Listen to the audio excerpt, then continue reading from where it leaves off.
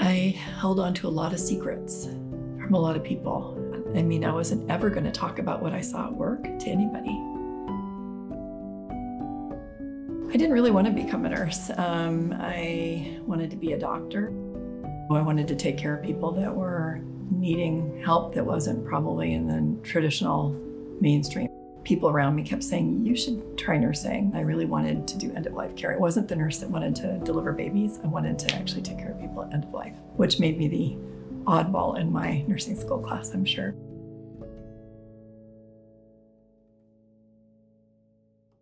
The first time I took care of somebody that had AIDS, what AIDS is now, I remember putting on a gown and gloves and mask to take the lunch tray in because the person was coughing in the room, and I didn't know, I never had been taught about this, didn't know what it was.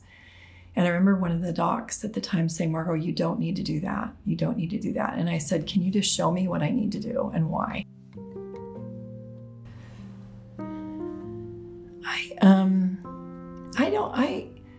I don't remember having a lot of fears. One of my clients living with AIDS, he had arranged his whole living situation that he was going to live and die in his apartment. He had everything within literally his recliner chair because he was pretty weak. I went to his house and I knocked on the door and he came in. He told me that he couldn't get up to open the front door. He said, I'll just leave it unlocked. He had told me over the phone that he doesn't go out anymore because he would scare kids. And I walked into the house and I was just kind of, I remember I opened up the door and I stopped. I had never seen Kaposi sarcoma head to toe. He said, I told you I looked horrible. And I just kept going. He said, can I get you anything? Would you like a glass of water or anything? And I knew he couldn't give me a glass of water.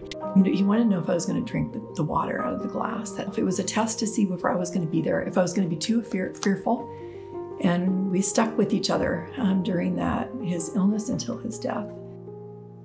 I'd never seen anything like this illness for him. And when the chaos started invading around the orbits of his eyes, then his eyelids were so swollen he couldn't see anymore. So his whole environment that he had set up wasn't going to work anymore. And he just said to me, I'm just done. I'm just done. He was so adamant he wasn't going to go to the hospital. He was going to die in this house. I remember going out to my little Honda Civic in his driveway after seeing him and just crying because I thought, I can't fix it. You want the journey to be better than it was going to be for him. And I felt like I just couldn't make a difference.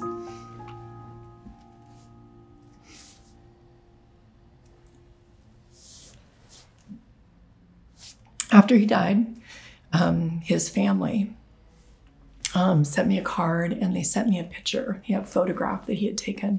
The card was thanking me because I made a difference and I was able to keep him at home, which is what he wanted more than anything else.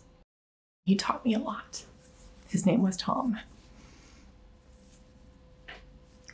Sorry, stop.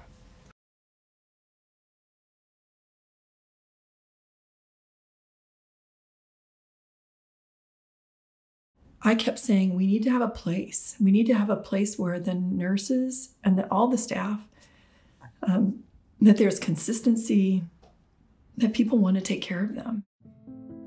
It just became known in the community that 5 West was the HIV unit. We were the nurses that knew the medications. We knew, we just knew it was a specialty unit. It's a special disease. At the worst part of it for us, we had people dying probably every other day or every third day. I'm very aware that survivors gave medications to other folks to use. I held on to a lot of secrets from a lot of people. There were situations where people used different people's names to try and get healthcare because they couldn't afford healthcare and they were sick.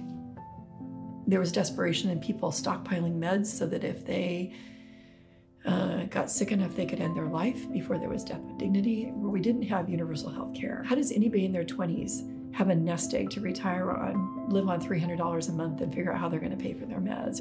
There was a lot of stuff that went on that probably for other health conditions go on today. I mean, who knows what happens behind the scenes. We say healthcare is a right, but I don't think we're there. I know we're not there yet.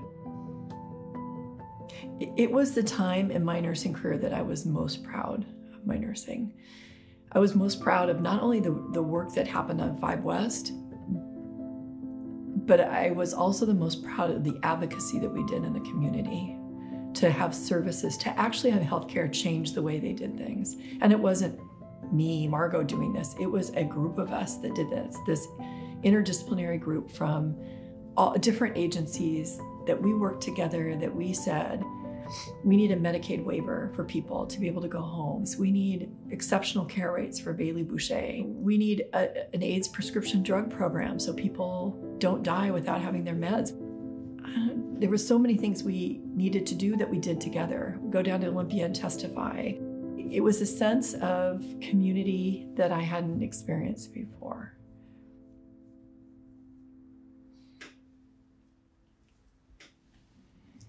If I could go back in time, I would tell my younger self just coming out of nursing school, it's gonna change who you are, and you're gonna get through it, and you're gonna get through it together, and you're going to make a difference. I hope I did enough. I did what I knew to do in a time where there wasn't really a roadmap.